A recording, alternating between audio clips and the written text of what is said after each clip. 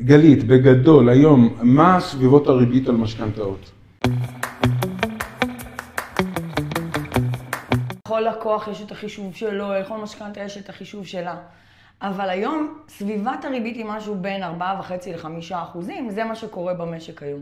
ואני שואלת אותך, האם בסביבת הריבית הזו, והאם במצב של השוק היום, זה הזמן לקנות נכס?